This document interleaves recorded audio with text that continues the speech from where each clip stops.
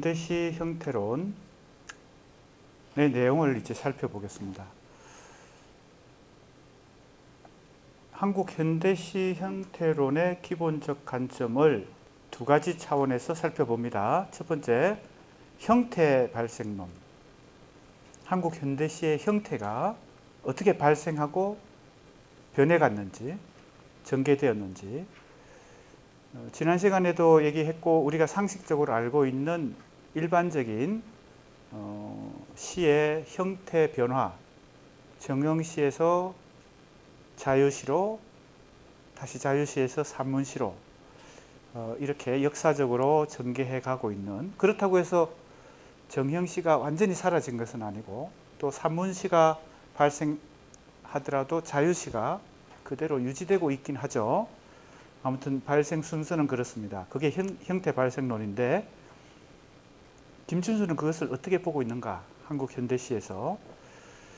그리고 이제 추가적으로 김춘수가 한국 현대시의 형태를 연구할 때 중요하게 개입되는 요소가 언어의 심리적 과정이다.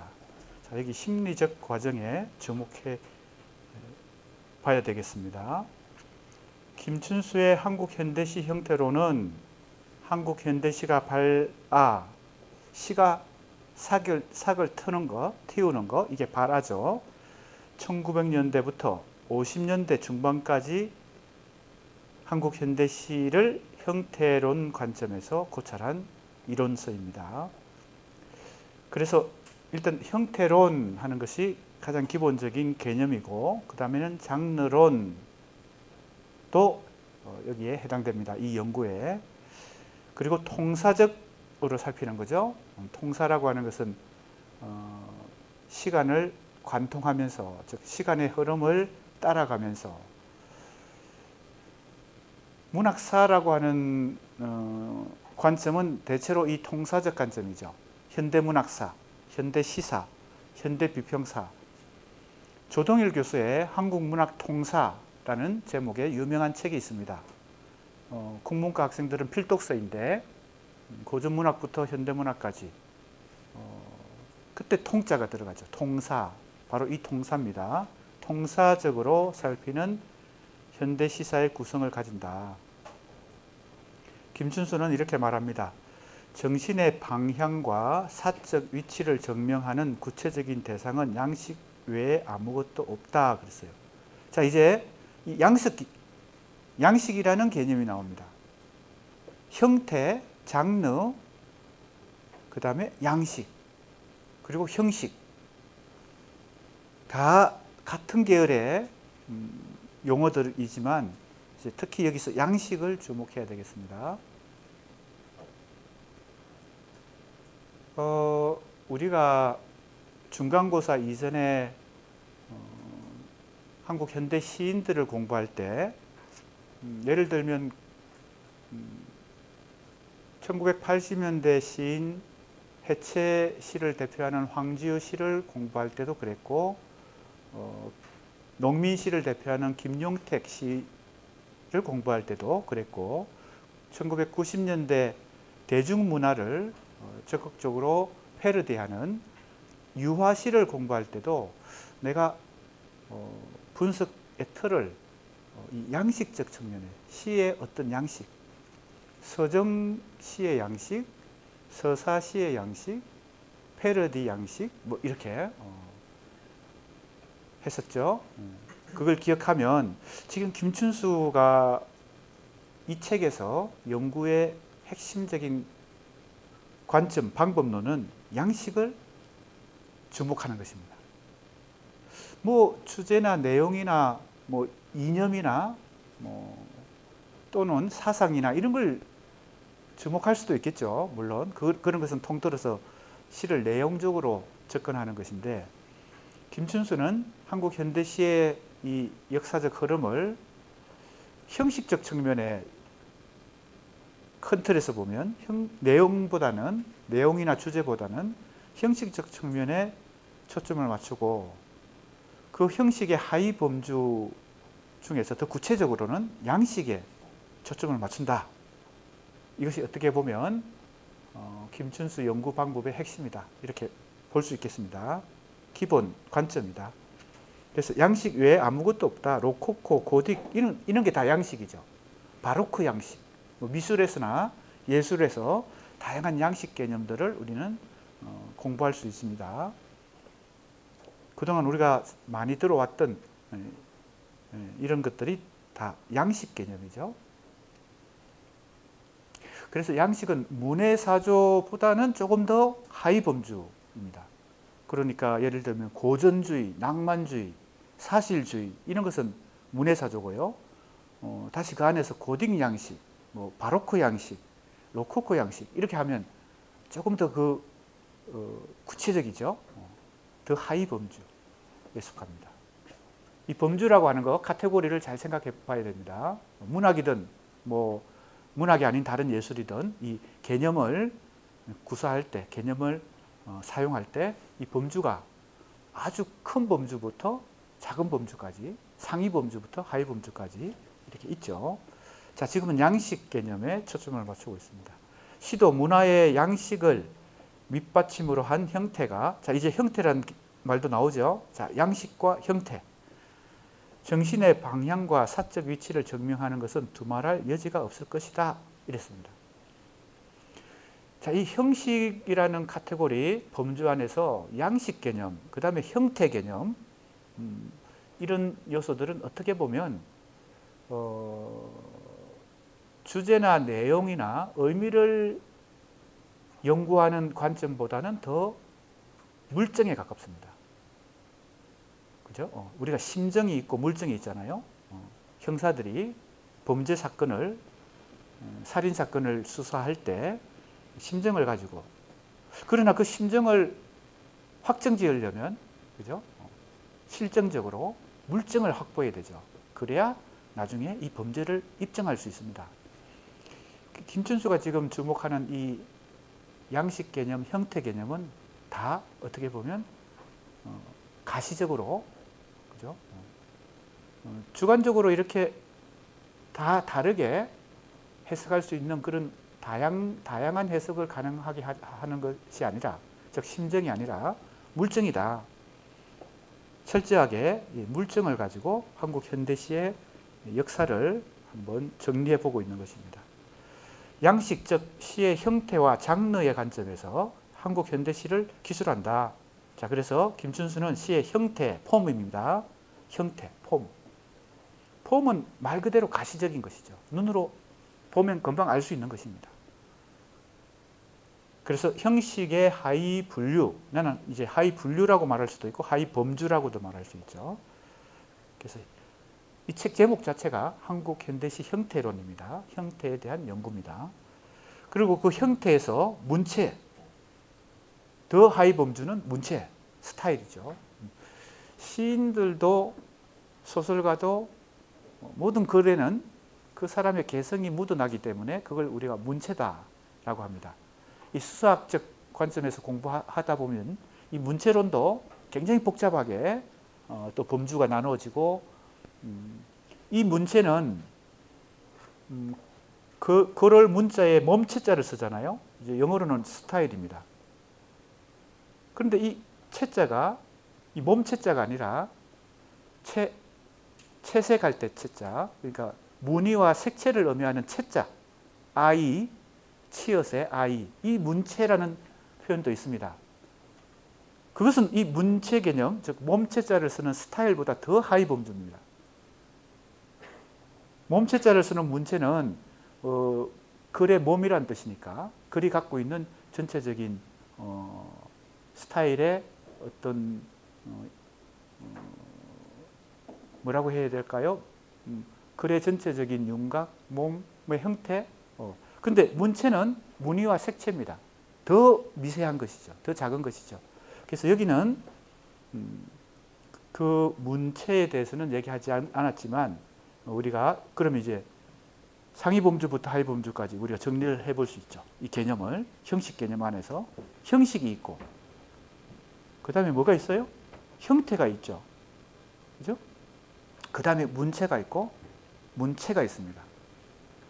그렇게 우리가 일단 일반적으로 범주 설정을 해볼 수 있고요. 또 장르란 게 있고, 자, 양식이 있습니다. 자, 그래서 이렇게 얘기합니다. 문체를 제외한 시에서의 형태란 운율의 유무를 가리고, 자, 운율도 크게 보면 이 문체를 좌우하죠. 음악적인 규칙입니다. 운율. 그리고 운율이 있고 없고 대로에, 그리고 이 운율이 바로 시의 형태, 일반적으로 우리가 정형시, 자유시, 산문시로 전개되는 이 시의 형태의 변화 속에 이 운율이라는 게 굉장히 중요한 지배적인 변화 요소가 되죠. 정형시는 말 그대로 운율이 강하죠. 그죠? 규칙적인 음악적 규칙이 아주 강한 것이 정형시죠. 자유시는 그나마 자유롭게 쓴다고 하지만 행과 연의 구분을 가지고 또 내재율을 가지고 있기 때문에 정형시보다는 이 운율의 면이 자유로워졌지만 그래도 어느 정도 갖추고 있고, 자유시는 더 운율이 사라지죠. 그래서 이 운율의 유무, 그리고 운율의 그 정도의 차이, 이런 것들도 문체에도 영향을 주고, 시에 양식에도 영향을 주고 형태에도 영향을 줍니다. 그래서 음성률, 이것은 한자가 가지고 있는, 그리고 한시가 가지고 있는 대표적인 음악적 규칙이죠. 그래서 평적법이라고 그럽니다. 평성과 척성을 가지고, 이거는 이 한시를 전공하는 분들이 이제 더 구체적으로 잘 알겠지만, 한자 자체가 글자 하나하나마다 소리의 높낮이가 다르죠. 그죠? 그래서 그걸 네 가지 소리로, 사성이라 그래서 평상거입이라고 하는 네 가지의 소리의 유형이 있죠. 그래서 평성이 가장 기본이기 때문에 평성을 따로 떼서 나머지 세 개, 상, 거, 입, 이 세 가지를 척성이라고 부르고, 그래서 평척법이다. 평성과 척성을 규칙을 정하는 거죠. 평척, 척청, 평평 뭐 이런 식으로. 그래서 그 자리에 평성의 소리가 와야 되는데 내가 사용하고 싶은 그 한자가 평성이 아니면 사용하지 못하는 거죠. 굉장히 규칙이, 음악적 규칙이 강한 거죠. 그것이 바로 음성률, 한시가 대표적입니다. 그걸 평척법을 대표적인 사례로 들 수 있고요. 음이율, 어떤 위치에 규칙이, 음악적 규칙이 있는 거. 음수율, 글자의 수를 가지고 음악적 규칙을 만드는 거. 여기는 빠져 있지만 음보율 있죠. 음보율, 소리의 마디를 가지고. 그래서 우리가 3, 4조, 4, 4조 뭐 이렇게 할 때 그것은 글자 수를 가지고 규칙을 정하는 거니까 음수율이고, 사음보다 삼음보다, 즉 한 행이 소리 마디가 네 마디다 하면 사음보고요, 세 마디다 하면 삼음보죠. 대표적으로 한국 시는, 전통 시는 사음보를 대표하는 양식은 시조 양식입니다. 시조. 그래서 시조는 네 마디로 한 행이 끊어지죠. 삼음보를 대표하는 것은 민요입니다. 민요는 세 마디로 끊어집니다. 그래서 아리랑, 아라리오, 그죠? 이렇게 해서 민요의 삼음보와 시조의 사음보가 가장 대표적인 사례가 됩니다. 음보율의 사례가 됩니다. 중 어느 하나를 가지고 있더라도 그 시를 정형시라고 하고 있는 동시에 이 중에 하나도 가지고 있지 않은 시를 자유시, 산문시라고 하고 있다라고 이제 일단은 굉장히 쉽게 설명을 하고 있습니다. 이건 우리도 알고 있는 얘기예요. 그러니까 정형시의 정형의 양상, 자유시 혹은 산문시의 정형 아닌 각 양상이 시에 있어서의 형태다. 자, 이건 거의 상식에 가깝습니다. 시의 형태라고 하는 것은 정형시냐, 자유시냐, 산문시냐, 그걸 따지는 것인데, 사실은 이제 좀 구체적으로 들어가면 복잡해지죠. 그리고 김춘수가 과연 한국 현대시가 어떤 형태의 변화를 가져왔는지를 보는 것이 이 연구의 목적입니다. 자, 인용을 했고, 김춘수는 시의 형태를 운율의 유무로 판단한다. 그죠? 그러니까 시의 형태라고 하는 것은 외모인데, 외양이, 그 외모는 이 운율과 깊이 관련이 있다. 이렇게 볼 수 있겠습니다. 정형시는 외모로 딱 보면 이건 정형시구나, 시조구나, 향가구나 알 수 있는데, 정형시가 가지고 있는 운율은 운율이 강하죠. 그죠? 규칙성이 강하죠. 그래서 시조는 사음보를 정확하게 그 글자 수로 옛날에는 이 시조의 한국시의 음악적 규칙을 운율을 일종의 일원화하는 것이 정립되었다가 크게 바뀐 것이 우리 국문학계에서 고전문학계에서 이제 음수율에서 음보율로 이론이 많이 이제 이동했죠. 그래서 글자 수를 가지고 시조도 어떻게 예전에는 운율을 따졌나 하면 3, 4, 3, 4, 3, 4, 3, 4, 3, 5, 4, 3 글자 수가 그렇다. 그런데 이제 가로로 3 옆에 4, 3이 아닌 경우도 많거든요. 3이 와야 되는데 3이 아니라 4가 오는 경우도 있고.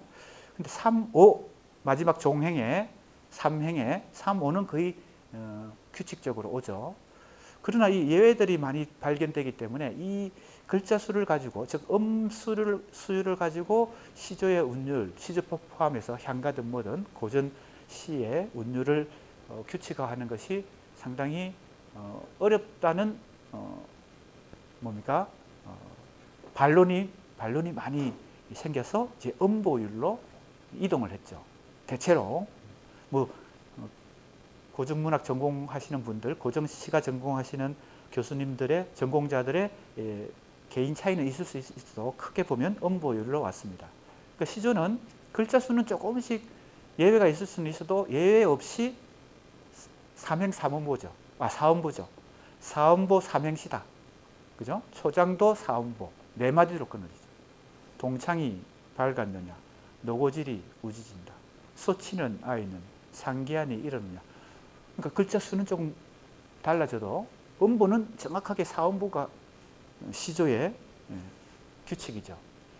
그래서 이제 음보율이 이제 자리 잡았습니다. 또 새로운 이론이 나올 수도 있겠죠. 앞으로 학설이라고 하는 것은 그렇게 새로워질 수 있으니까요. 자, 봅시다. 운율이 없는 시는 자유시, 산문시라고 부른다. 그리고 조금 이제 더 자세히 들어가면요. 정형시를 다시 또 나누어요. 완전한 정형시와 불완전한 정형시로 구분합니다. 정형시는 형태가 정해져 있는데 그 중에서 완전한 것도 있고 불완전한 것도 있다고 보는 거죠. 서구의 소네트는 이게 아주 정형적이에요. 14줄로 되어 있어요. 그래서 14행시인 소네트, 아까 얘기했던 한시도 그 평적법이라고 하는 그 운율을 지키면서 형태를 보면 7원, 5원 이렇게 되어 있어요. 절구, 그 다음에 율과 같은 것은 전자에 속하니까 간단히 얘기하면 영시하고 한시는 완전 정형시야. 굉장히 규칙을 정확하게 맞춰요. 그러니까 영시를 쓰거나 한시를 쓰는 것은 상당한 고도의 그죠? 그 테크닉과 기술이 필요하죠. 거기에 비하면 불완전한 정형시도 있다는 거죠. 한국의 시는 그렇게까지 엄격하게 정형적이진 않다. 그러나 정형시죠. 시조나 향가나 고려가요나 사실은 정형시죠. 그러나 영시나 한시에 비하면 완전한 정형시는 아니다.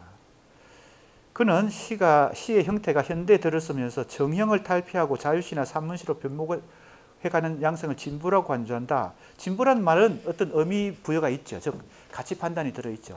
그 나쁜 것이 아니고 좋은 것이다라고 보는 거죠. 진보라고 했으니까 더 나아지고 있다는 겁니다. 여기에는 이제 여러 사람들의 관점이 다를 수 있습니다. 정형시를 사랑하는 사람들은 이 시가 원래 노래로부터 출발했기 때문에 정형시는 그 자체가 음악성이 강하죠. 아까 정형시는 운율이 강하니까요. 음악성 그 자체가 노래입니다. 그러니까 시조만 해도 그거는 지금 우리가 활자로 인쇄된 시조를 보는 정도지만 실제로는 시조는 장이죠. 즉 시조 이꼴 노래죠. 그 노래였습니다. 노래를 그 종이 위에 활자로 옮겨 놓은 것뿐이죠. 근데 지금 현대시로 오면 자유시, 산문시가 되면 어떻게 돼요? 그 자체가 노래의 속성에서 벗어나서 이제는 활자 문학이 된 거죠. 그죠? 노래성에서 상당히 벗어납니다. 근데 김춘수는 그걸 이제 그러한 변화를 좋게 보는 사람도 있고 나쁘게 보는 사람도 있을 텐데 김춘수는 진보라고 보기 때문에 좋게 본다고 하는 것이죠. 김춘수에 의하면 시 형태의 발전은, 자, 발전이란 말이나 진보란 말이나 같습니다. 그냥 변모다 이러면 그건 중립적인 거죠. 그렇게 변화가 됐다는 것이고, 그게 진보했다, 발전했다 하는 것은 좋은 의미를 부여하는 겁니다. 정형시, 자유시, 산문시 순으로 배열할 수 있습니다. 오늘날의 시는 거의 형태가 무정부 상태다. 그래서 최근에 그 젊은 시인들, 한국 시인들 시를 보면요, 거의 수필에 가까운, 즉 산문성이 엄청 강해져서 갈수록 더 산문적 속성이 더 강해지죠. 음악적인 요소에서 벗어나서 산문에 가까운 시들을 쓰고 있죠.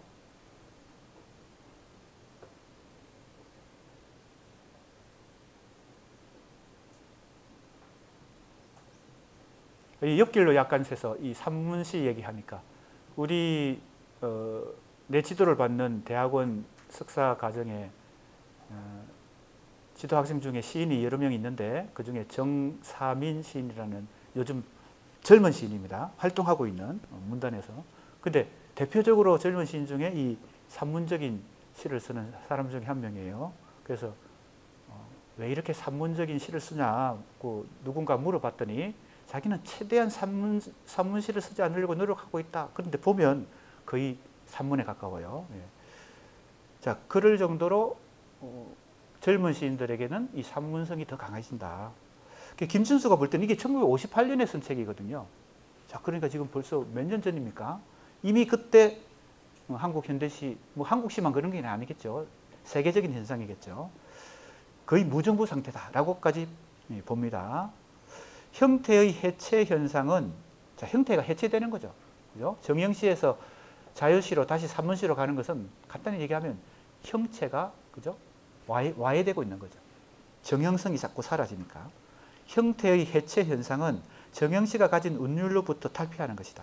김춘수는 이 실론집을 통해 한국 현대시 50년에 있어서, 이게 1958년에 쓴 책이기 때문에 거의 한국 현대시가 1900년, 1900년에 시작했다고 보면 1958년에 이 책을 썼으니까 한국 현대시 50년이죠. 50년을 지금 연구하고 있는 것입니다. 시 형태의 변천과 해체의 과정을 검토한다. 자, 그러면 여기까지는 너무 쉽습니다. 하나도 어려운 게 없죠. 형태의 발생론적 시각은 형태를 단순히 하나의 정물적 대상으로 보거나 시 정신의 발현이라는 개체적 형성의 시각으로 보지 않고 계통 발생론적 입장에서 입학한다. 자, 보세요. 개체 발생과 계통 발생 잘 알죠? 우리 학생들 많이 들어본 거잖아요. 생물학에서 그런 유명한 학설이 있었죠. 개체 발생은 계통 발생을 반복한다. 압축한다. 이런 유명한 학설이 있었습니다. 그게 과연 과학적으로 맞는지가 논란이 되기도 했고, 지금 그것은 어떻게 정리가 되고 있는지 살펴봐야 되겠지만, 그건 무슨 뜻이에요? 개체 발생은 한 인간 존재의 한 개체, 그 꼭 인간이 아니더라도 생명을 가진 개체가 수정란에서 분할이 계속 진행되어 가지고 한 생명체로 탄생하는 과정, 그리고 그 위에 성장 과정, 이게 개체 발생입니다. 근데 계통 발생은 인간이면 인간, 원숭이면 원숭이, 이 한 계통이거든요. 포유류, 혹은 조류 안에, 포유류 안에서도 인간이 있고, 그죠? 개가 있고, 그죠? 하마가 있고 있을 텐데, 이것은 이제 개체가 아니라 계통이라고 볼 수 있습니다. 그런데 지금 김춘수의 이 한국 현대시 형태로는 개체 발생론적 입장이 아니고 계통 발생론적 입장이라고 하는 것은 뭡니까? 이거 하나의 장르, 양식 개념으로 본다는 겁니다. 한국 현대시가 1900년대부터 시작해서 1950년대까지 오면서 아주 거시적으로 보는 거죠. 계통적으로 보는 것입니다. 그래서 아까 장르론이다 이런 말도 있었고 양식론이다 이런 말도 있었잖아요. 그래서 장르와 양식은 어떤 시대를 거치면서 발생하고 발전하고 전개되다가 또 사라질 수도 있습니다. 예를 들면 지금 우리는 시조라고 하는 양식이 현대 시조의 형태로 지금 유지되고 있긴 하지만 고시조는 사라졌죠. 그죠? 고려 가요도 사라지고 향가도 사라졌어요. 이런 게 이제 계통 발생을 얘기하는 것입니다. 크게 큰 시각으로 한국 현대시의 양식 혹은 형태를 지금 탐구하고 있는 것입니다. 즉 시를 한 시인이 창작한 개별 시 작품의 시각이 아니라 장르로서의 시. 그래서 포임과 포에트리가 장르로서의 시입니다. 발전 단계론에 입각해서 한국 현대시사를 통시적으로 지금 연구하고 있습니다. 자, 그 다음 중요한 것인데요. 여기까지는 형태론, 형태 발생론이라고 하는 것은 아주 어렵지 않습니다. 우리가 알고 있는 내용과 크게 다르지 않아요. 이제 언어 심리적 과정을 살펴봅시다. 자, 이렇게 장르, 양식이 시대에 따라서 크게, 그죠? 전개되다가, 사라질 수도 있고, 유지될 수도 있고, 발전할 수도 있고, 그죠? 흥성할 수도 있고, 이런 거겠죠. 모든 예술이 그렇지만. 자, 그런데 여기에 김춘수가 독특하게 어떤 관점으로 연구하는지 보겠습니다. 그게 언어의 심리적 과정입니다. 이게 내가 이제 이 논문을 쓰는 연구자로서 이런 것을 분석해내는 겁니다. 자, 여러 군데서 인용했습니다. 이 책의 29쪽에 형태가 형성되어진 언어의 심리적 과정이 간과되기 때문이다 그랬어요. 자, 여기서 형태가 만들어질 때 언어의 심리적 과정이 거기 속에 개입되는데 그건 창작자, 시조를 쓰는 시조 창작자, 향가를 쓰는 향가 창작자, 그죠? 그리고 현대시를 쓰는 김소월이든 이상화든, 그죠? 이육사든 윤동주든 그 창작하는 과정에 뭐죠? 형태가 만들어지잖아요. 윤동주가 쓰는 시의 형태와 그죠? 김소월이 쓰는 시의 형태가 다르잖아요. 김소월은 말 그대로 미녀시인이라는 별명이 가능할 정도로 미녀의 삼원보, 아까 미녀는 음보로 따지면 삼원보를 대표하는 전통시라고 그랬잖아요. 김소월의 시는 민요의 삼원보를 현대시에 굉장히 많이 활용을 했어요. 그래서 민요신이라고 이름 붙이는 게 틀린 게 아니죠. 엄마야 누나야 강변살자, 들에는 반짝이는 검모래빛. 이게 삼원보를 기본 형태로 자기가 시를 썼거든요. 근데 이건 민요는 아니에요. 정확한 양식 혹은 장르는 현대시죠. 김소월의 시는 현대시인데 민요가 전통시가인 민요가 갖고 있는 삼원보를 현대시에 차용을 해서 활용을 한 겁니다. 그런 거니까 자, 거기에 김소월이 시를 쓸 때 그 언어에 작용하는 어떤 심리적 작용, 윤동주가 시를 쓸 때의 작용, 정지용이 시를 쓸 때의 작용이 다 다르겠죠. 그래서 형태가 발생하려면 그냥 어떤 동인이라고 하는 말을 알죠? 원인이 되는 힘, 그 형태가 만들어지는 원인이 되는 힘이 있었을 거예요. 그죠?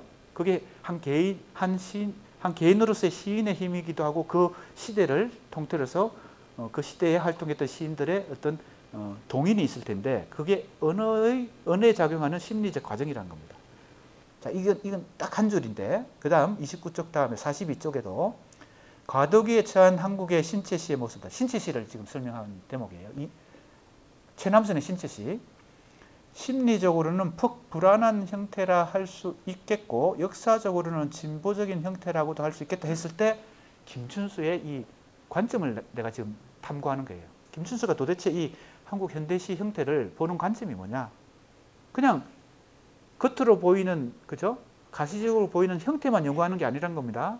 이런 형태를 만들어내게 된 어떤 심리적 원인을 자꾸 추적하는 거예요. 그 창작을 한 시인의 근데 그 시인은 그걸 알고 쓰는 건 아니겠죠. 의식적으로 내가 어떤 심리를 가지고 내가 이렇게 형태를 써야 되겠다 하는 건 아니겠지. 김소월, 윤동주, 이육사 다 그렇겠죠. 그래서 이거는 심리란 말을 쓴 것입니다. 심리란 말은 무의식적이라는 말이에요. 무의식적으로 작용하는 그 어떤 형태를 만들어내는 어떤 원인이 되는 그 시인의 그 동인이, 원천이 신체시는 역사적으로는 진보한 시의 형태인데 왜? 시조나 가사보다 이제 신체시가 됐으니까. 그죠? 신체시 하는 것은 일본에서 사용한 용어를 그냥 가져온 것입니다. 체, 이때도 몸체자를 쓰거든요. 새로운 몸을 가진 시, 새로운 형태의 시라는 뜻입니다. 신체시. 최남선의 해액에서 소년에게가 한국의 신체시의 최초 작품이라고 지금 알려져 있죠. 근데 그것은 이제 일본에서 먼저 그 신체시 운동이 벌어지고 한국에 그것이 수용이 되면서 최남선이 그것에 영향을 받아서 썼죠. 한국 시의 전통으로 보면 조선시대의 그 시조나 가사와는 다른 형태의 자유시에 진입하기 위한 하나의 과도기 형태로 신체시가 등장했죠. 그래서 진보적이라는 말을 쓰면 동시에 심리적으로는 불안하다 그랬어요. 자, 이 지점이 김춘수 연구 관점입니다. 자, 왜 불안하다고 했을까 생각해 보세요. 왜 지금 이 신체시를 심리적으로는 불안한 형태라고 얘기했을까? 그 다음에 만약 그렇다고 하면 이것은 한국의 이후의 시 형태에 커다란 심리적인 맹점을 가져오게 했을 것이다. 계속 심리적인 무슨 얘기를 해요. 심리적인 맹점. 뭔가 이후에 한국 시에 큰 어떤 결함을 그죠? 만들어낼 것이다. 맹점을 만들어낼 것이다. 그 원인이 지금 여기에 있다라고 얘기합니다. 그러나 관점은 시 형태입니다. 시 형태에 계속 심리적인 어떤 요소들을 가지고 판단을 해요. 자, 이런 것이 다른 사람이 아닌 김춘수가 보는 한국 현대 시를 보는 중요한 관점입니다. 형태를 보되 그 형태에 작용하는 심리적 과정을 보는 거죠. 그 다음 읽어보겠습니다. 연을 끊지 않음으로써 얻는 상이 어느 정도의 통일이란 영 구분에 대한 자각이 뚜렷하지 않은 시작가에게 있어서는 혹 심리적인 미묘한 현상이라 할 것이다. 여기서도 심리적인 현상이란 말이 나옵니다. 자, 연을 끊어서 쓰는 시와 연을 끊지 않고 쓰는 시. 보통 우리 산문시는 연을 끊지 않죠. 그죠? 물론 산문시도 크게 산문 형태로 시를 쓰면서 연을 또 나눠서 1년에서 산문 형태로 쓰고 2년에서 또 산문 형태로 쓰는 경우도 있지만 이 연을 구분하지 않고 쓰는 산문시의 대체로 특성이죠. 자, 그랬을 때 연을 끊고 안 끊고도 이게 심리적인 뭔가가 작용하고 있다는 겁니다. 자, 이제 그래서 정리하면 김춘수 소기시론의 기본 관점은 시의 형태의 발생론입니다. 자, 이건 말 그대로 폼, 외모를 가지고 판단하는 거예요. 형태를 가지고 판단하는 거니까. 또 하나의 중요한 관점은 이 발생론적 고찰이 고려하는 심리적 과정이다. 자, 이걸 놓치면 안 된다는 겁니다. 김춘수에서 사실은 이 부분이 중요하죠. 형태 발생론은 사실은 김춘수 아니라 다른 사람들도 대체로 그죠? 공유할 수 있는 대체로 그런 관점을 가지고 연구할 수 있는 좀 객관적인 관점인데 이 심리적 과정이 개입한다는 이 부분은 상당히 김춘수다운 김춘수만이 가진 어떤 고유한 관점이 아닌가 생각합니다. 그래서 이제 비평을 연구하거나 그죠? 시론을 연구해서 논문을 쓰거나 할 때 이렇게 숨어 있는 관점을 연구자가 포착해내면 그죠? 다른 연구자는 이걸 포착 못했지만 이 A라는 연구자가 이걸 예리하게 이런 지점을 포착해내면 아주 미미하고 섬세한 부분이지만 그러나 이건 자기 머릿속에서 나온 게 아니라 아까 내가 인용했듯이 곳곳에 이렇게 흩어져서 곳곳에서 이런 표현들이 있기 때문에 이게 김춘수가 지금 형태를 볼 때 심리적 작용을 계속 보는구나. 이걸 발견하는 거죠. 이것은 개별 시를 생산하는 시인의 창작 심리라기보다는 자, 여기도 마찬가지예요. 개체 발생이 아닙니다. 계통 발생적으로 심리를 보는 겁니다. 한 시인이 지금 아까 내가 예를 들 때 조금 그래서 잘못 든 것 같은데 윤동주, 이육사, 김소월이라는 개별 시인이 어떤 자기가 시를 쓸 때 어떤 심리작용 그건 아까 내가 예를 들다 보니까 그렇게 들었지만 실제로는 개별 시인의 심리작용이 아니고 이것도 계통 발생입니다. 그 시대에 모든 시인들이 공통적으로 어떤 심리작용이 있다는 겁니다. 그래서 양식이란 게 만들어지고 형태란 게 만들어져서 일정한 시대를 풍미하다가 시대가 지나면 또 그것이 사라질 수도 있고 다시 리트로 다시 유행이 돌아와서 그게 복귀될 수도 있죠. 다시 말해 이것은 개별 시를 생산하는 시인의 창작 심리라기보다는 정형시, 자유시, 산문시 뭐 이렇게 장르 차원의 시가 생성되는 계통 발생의 언어시입니다. 그래서 한 개별 시인의 심리라기보다는 지금 젊은 시인들이 아까 산문시를 쓰는 경향이 많다 그랬잖아요. 그러면 1920년대 젊은 시인들이 더 산문성이 강해지는 그 전체를 보는 겁니다. 한 개인의 시인만 보는 게 아니고 왜 2020년대 젊은 시인들은 왜 이렇게 산문시를 많이 쓸까? 이런 관점으로 크게 시대와 연관해서 아니면 시사의 전개 과정 속에서 이 관점을, 언어 심리의 관점을 살펴보는 것이죠.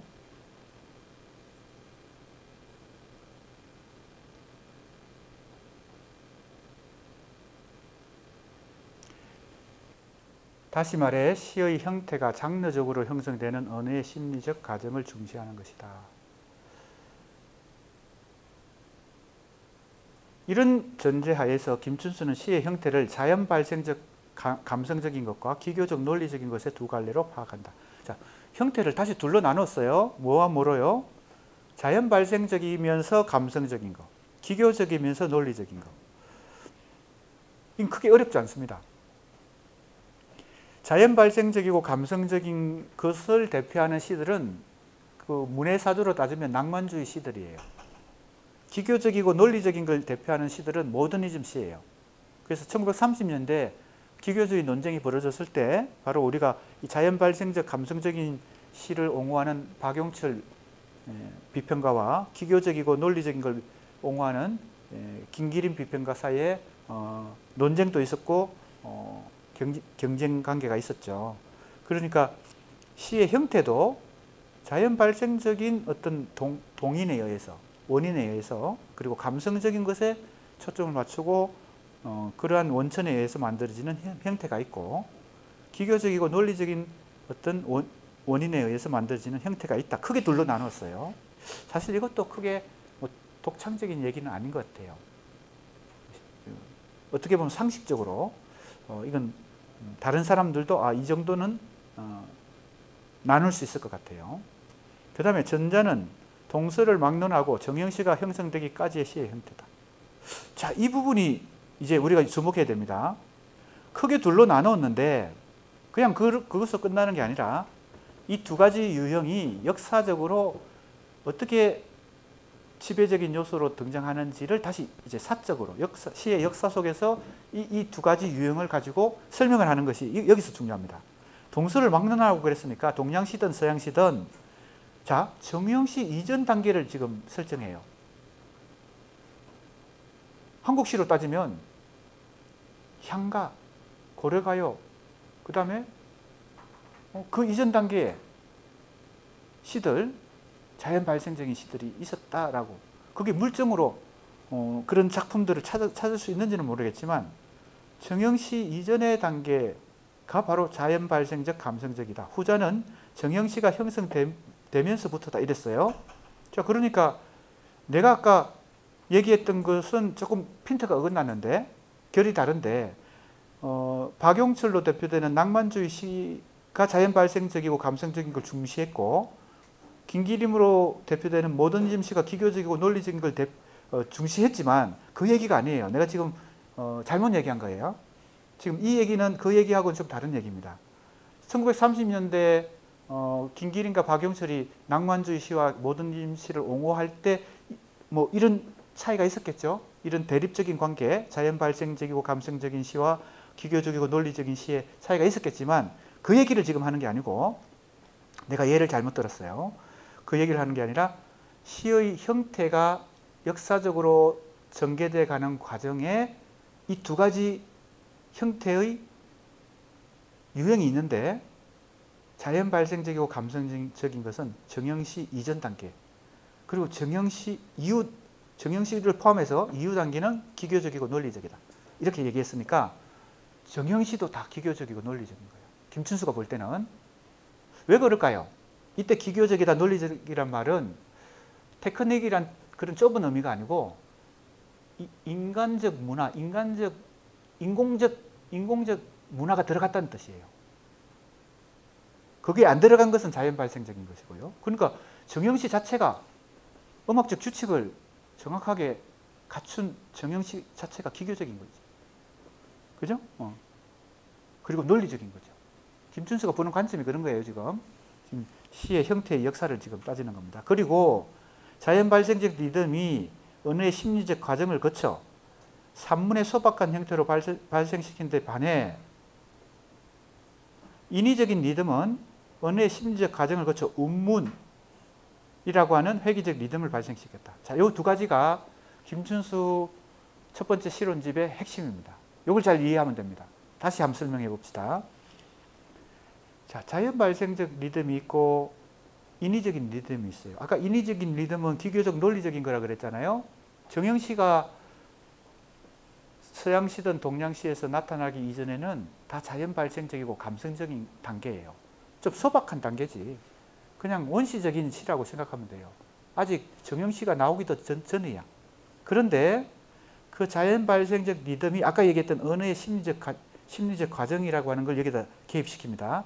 자, 자연 발생적 리듬, 즉 원시적 어떤 시 형태가 시에 그 요소가 있는데 거기에 언어의 심리적 과정이 개입되면 뭐가 된다고요? 산문이 된다. 자, 김춘수의 논리를 정확하게 일단 정리할 필요가 있습니다. 자연 발생적 리듬의 뭐예요? 언어의 심리적 과정이 통과하면, 과정이 개입되면 산문이 발생한다. 이렇게 보는 거예요. 그 다음에 기교적 논리적인 것을 여기서는 인위적이라고 그랬으니까, 그죠? 인공적인 거, 인공미가 가미된 겁니다. 인공적 아름다움이 가미된 거예요. 그게 뭐 노래도 다 그죠? 인공이죠. 왜? 거기에 음악적 규칙을 집어넣어서 만들었으니까. 그리고 시조, 가사, 그 향가, 고릴가요 다 규칙이 있다는 것은 인간이 리듬을 만들어 넣은 거지. 그죠? 자연의 리듬이 아니잖아요. 그러니까 인위적 리듬이 심리적 과정을 거치면 운문이라고 하는 것이 생긴다. 이렇게 봤어요. 자, 산문과 운문을 그 원천 어디서부터 산문이 생기고 어디서부터 운문이 생겼는지를 지금 그 원천을 따져보는 것입니다. 자, 그러면 잘 보세요. 이걸 우리가 김춘수의 이 생각을 김춘수는 이런 생각을 가지고 기본적인 이런 생각을 가지고 어떻게 하는 거예요? 시가 정형시에서 자연시를 거쳐서 산문시로 되는 이 전체적인 흐름 자체를 뭐예요? 이 산문화되는 경향 자체가 첫 번째 뭐예요? 자연 발생적 리듬이 다시 뭐예요? 언어의 심리적 과정을 거쳐서 이 산문이라고 하는 경향으로 나타난다는 겁니다.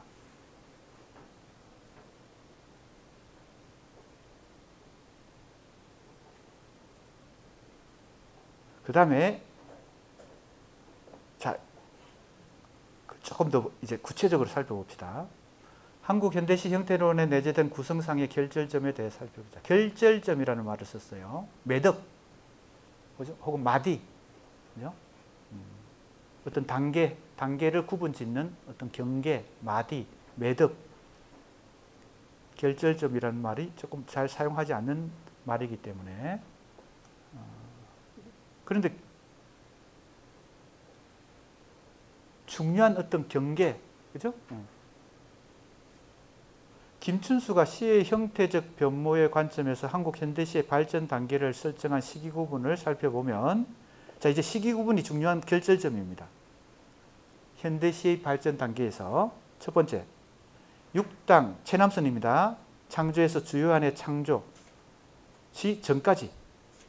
이걸 한국 신시의 일기라고 불렀어요. 주요한까지입니다. 최남선에서 주요한까지. 그 다음에 창조지 이후 김소월까지를 한국 신시 2기라 그랬어요.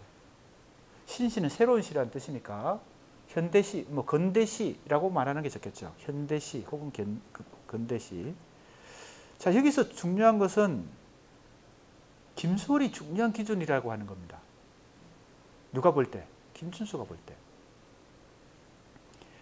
최남선부터 시작했다. 이것은 다른 사람들도 다 그렇게 생각했으니까. 독창적인 생각도 아니고. 근데 어디가 독창적인 생각인가 하면 김수호를 결절점으로 봤다는 겁니다. 즉 중간 경계 지점으로 봤다는 겁니다. 왜 김수호이 중요했을까요? 김춘수가 볼 때 한국 현대시 형태의 변화를 볼 때 김소월이 중요한 위치에 있다. 그 김소월 이전과 이후를 나누는 중요한 위치에 있다. 세 번째 단계를 보세요. 김소월 이후 현재 1950년대 중반까지 한국 시를 3기로 봤습니다. 자, 여기서 이제 내가 이제 이 논문을 어떤 관점에서 본다 그랬어요? 징후 발견적 독법으로 독해를 해보겠다고 했으니까 지금 징후 발견적 독해의 과정입니다. 그래서 지금 지난 시간에 이제 그 용어가 나왔기 때문에 다시 상기시키면, 그럼 지금 우리가 공부하고 있는 이 과정에서 징후 발견적 독법을 시도하고 있는 데가 어디 있을까요? 아까 첫 번째 언어의 심리적 작용. 그게 첫 번째 내가 징후 발견적으로 그거 숨어 있는 거 찾아낸 거고, 두 번째 요 지점입니다. 김준수가 이 책을 쓸 때 시기구 한국 현대시의 형태론적 측면에서 이렇게 시기 구분을 했을 때 내가 딱 볼 때 어때요? 징후적으로 딱 뭐가 징후가 나타나잖아요. 내가 볼 때는 김소월이 징후라는 겁니다. 그걸 파고들어서 도대체 김춘수가 김소월을 왜 중요시하는가? 이 지점이 김춘수의 관점을 확인할 수 있는 굉장히 중요한 징후다. 이렇게 본 것입니다. 자, 그러면 조금 더 접근을 해봅시다. 한편 김춘수는 시 형태상의 변모의 관점에서 한국 현대시의 발전 단계를 다음과 같이 세분하여 목차를 구성한다. 이게 이제 이 책의 목차인데 보겠습니다. 현대시 전야라고 하는 것은 전 단계죠. 바로 직전, 전야제 뭐 이런 말을 하잖아요. 우리 축제 바로 전날 전야제 할 때 그 전야입니다. 그리고 창가가사와 신체시가 등장한다. 사실은 이것은 김춘수 외에 많은 연구자들이 다 한국 시의 과도기적 형태로, 그죠? 고전 시가가 근대시로 전이되는 과도기적 형태로 창가가사와 신체시를 많이 얘기했거든요. 그래서 이거 새로운 게 하나도 아니죠. 그 다음에 자유시 초기에 이제 자유시가 굉장히 이제 활발하게 실험되는 시기에 창조, 백조, 폐허 같은 동인지 시대에 시인들이 활동을 했죠. 자, 그 다음에 3번을 보세요. 이상한 현상 하나, 김소월의 시 형태. 그죠? 자, 그러니까 이 부분이 내가 징후 발견적으로 독해하려고 하는 김소월을 이상한 현상이라고 봤다는 것, 그죠? 이것도 주목할 만하죠. 그래서 이게 징후가 된다고 하는 것을 다시 확인할 수 있습니다. 여기서 김소월이 등장해서 활동하는 거, 김소월이 민요 형식의 시를 쓰는 거, 이런 것이 이 역사, 한국 현대시의 이 흐름이나 현대시 형태라고 하는 관점에서 이 역사 속에서 이상하다는 거예요. 이상한 형상으로 나타났다.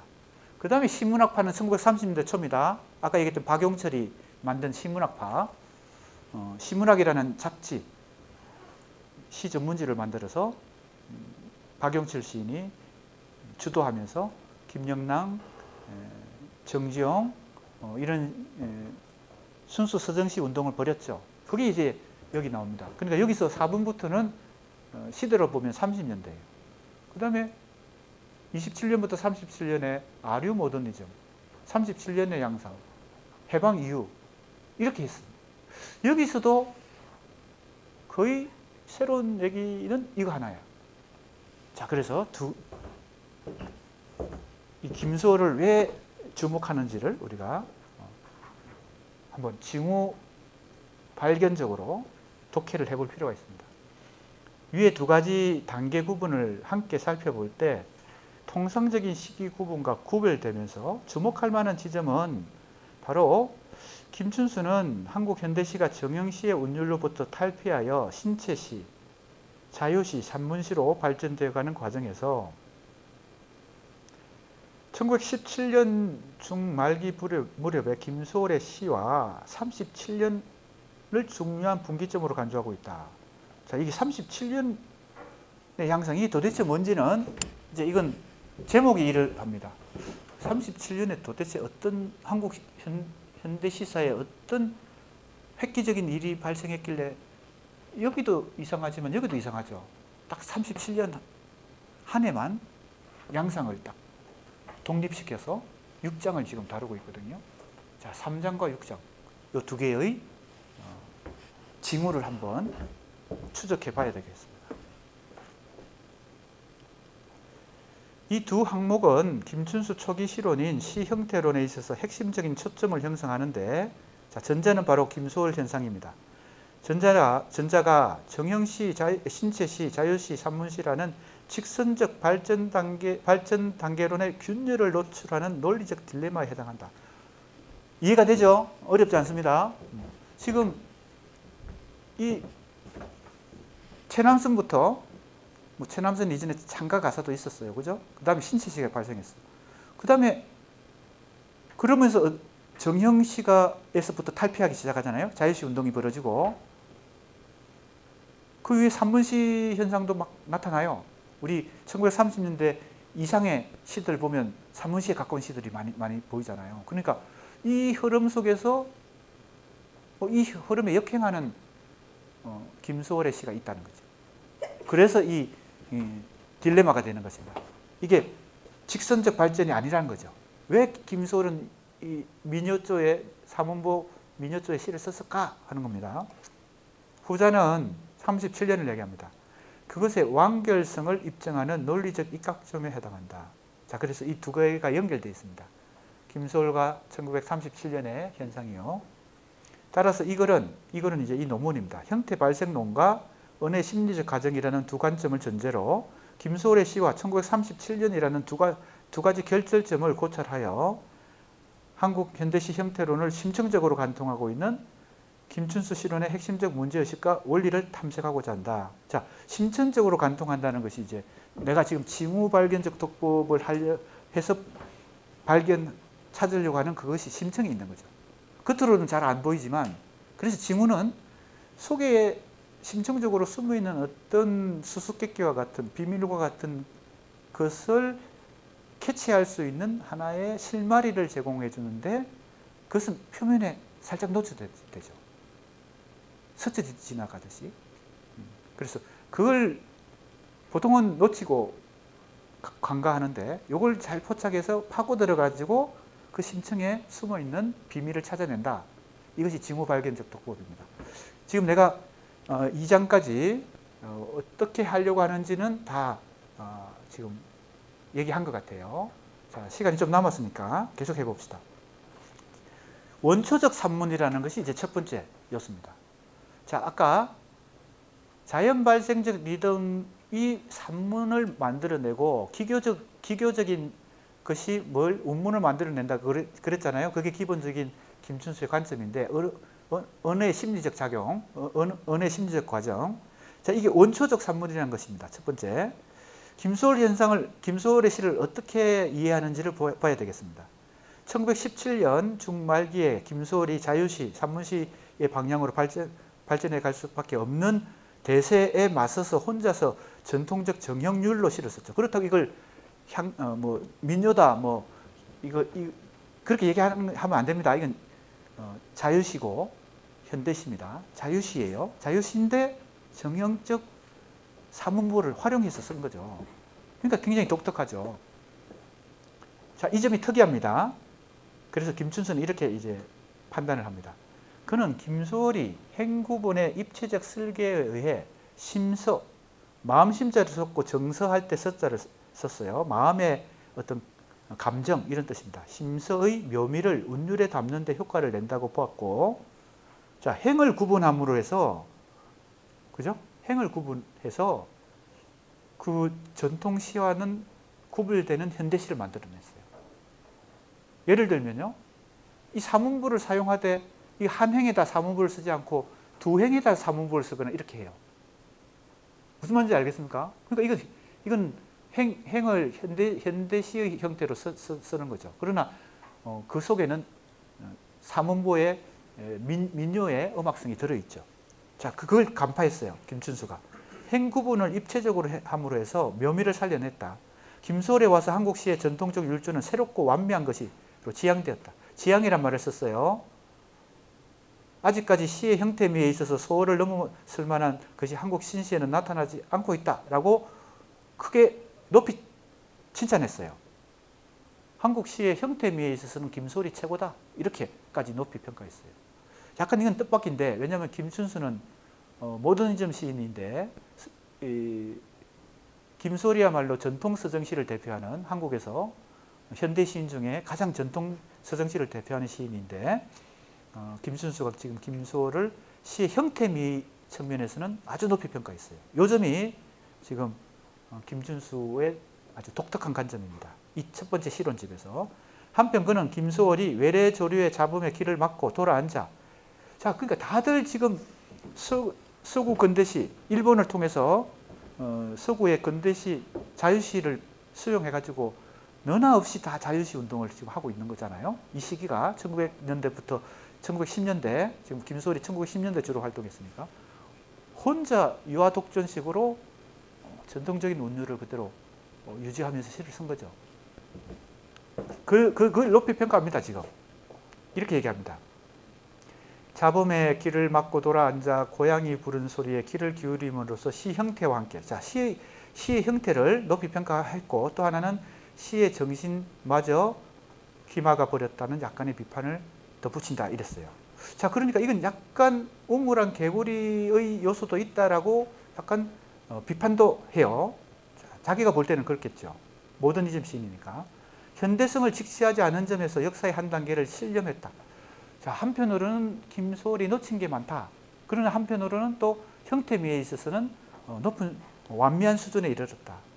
자, 그러면 장점과 단점을 같이 지금 평가하고 있는 셈이죠. 여기서 주목할 점은 김소월의 시 형태와 더불어 시 정신에 대해서 언급하는 부분입니다. 자, 형태만 지금 계속 얘기하는 게 아니고 정신도 얘기한다는 것입니다. 이 책의 제목은 한국 현대시 형태론이니까 주로 형태에 대해서만 얘기하겠다 예상할 수 있지만, 지금 김소월을 지금 다루고 있는 이 대목에서 시 정신에 대해서 얘기합니다. 형태는 높이 평가했는데 시의 정신은 우물한 개구리 같은 모습을 보였다 라고 비판하고 있거든요. 그러니까 참 우리가 이 지점도 주목해 봐야 되겠습니다. 김소월 시에 대한 김춘수의 이중적 평가는 다음 구절에서 좀 더 복잡한 굴곡으로 나타난다. 일관된 것이 아니고 좀 이중적이기도 하고 양면성을 가지고 그 평가가 엇갈리기도 한다는 겁니다. 그래서 이중적 평가라고 했습니다. 자, 어떻게 얘기하는지 보겠습니다. 요거까지 하고 이제 마무리해야 되겠네요. 소월은 너무나 제 주관을 고집한 것 같다. 자기 주관이 너무 갇혀 있었다는 거죠. 역사의 혼탁기에 있어 소월과 같은 사람은 응당 있을 수 있는 일이겠으나 뭐 이런 사람도 필요하다는 얘기겠죠. 그러나 그것이 유일한 태도라고 착각할 적에 혼탁보다는 더 따분한 것이 온다. 역사는 지금 혼탁하죠. 왜? 새로운 걸 받아들이고 뭐 이렇게 온통 변화되는 과정에 있는데, 과도기에 있는데, 그 혼탁한 것이 더 나을 수도 있다. 뭐보다? 따분한 것보다는. 소월은 너무 자기 주관, 전통을 고집했기 때문에 따분해졌다는 겁니다. 정체라고 하는 고요하고 외로운 수면 상태. 지금 김소월의 시를 이렇게 얘기하고 있습니다. 근데 이것은 시의 형태 면에서 이렇게 얘기하는 게 아니라 시의 주제나 의미 면에서 그렇다. 즉 시 정신이 그렇다는 겁니다. 역사의 선에 따라 저항은 해야 할 것이다. 그러나 한국의 신시에 있어서 소월의 시, 그리고 가로하고 시 정신의 바탕과 시의 소재와 시 형태라고 세 가지 얘기를 했어요. 시 정신도 얘기했고 소재도 얘기했고 시 형태도 얘기했어요. 소월의 시는 영원이다. 영원성을 추구했다는 겁니다. 왜? 소월은 역사의 테두리, 태라고 하는 것은 테두리입니다. 밖에 일단 물러섰기 때문이다. 소월은 역사의 가로 밖에서 지금 시를 쓰고 있다는 거예요. 역사의 소용돌이가 치고 있고 지금 한국 근대가 전개되고 있는데 그저 사회적으로, 역사적으로, 시대적으로 그걸 외면하고 그 테두리 바깥에서, 즉 가로 바깥에서 지금 시를 쓰고 있다. 혼자서 전통적인 것을 계속 뭐예요? 회상하면서, 그것을 고집하면서. 그러나 역사의 선에 따라 저항은 해야 하는 한국의 현대시는 소월의 그 애틋한 눈짓을 괴로워하면서도 그를 저버릴 수 있어야 할 것이다. 이렇게 얘기합니다. 그러니까 굉장히 이중적인 평가를 해요. 시도 역사와 함께 인간과 함께 역사의 안이라고 하는 것은 이 시간성이죠. 역사라고 하는 이 시간성 속에서 시가 만들어져야 할 것이다. 그리고 밖에 있는 것은 영혼이죠. 김소는 자꾸 바깥으로 나간다는 겁니다. 이 시간의 바깥으로. 이면성을 갖고 있다. 그래서 한편으로 소울의 시를 높이 평가하고 한편으로는 비판적으로 평가하면서 굉장히 여기서 굴곡이 굴절이 있다. 이것이 김춘수가 김소월을 보는 이중적인 어떤 평가다. 그것이 이 첫 번째 실론집 한국 현대시 형태론에서 중요한 징후로 등장한다. 물론 이 김소월 말고 또 다른 징후들도 있겠죠. 그 다른 징후를 대표하는 게 1937년입니다. 도대체 1937년에 무슨 일이 있었는지 그건 다음 시간에 계속 공부하도록 하겠습니다. 수고했습니다.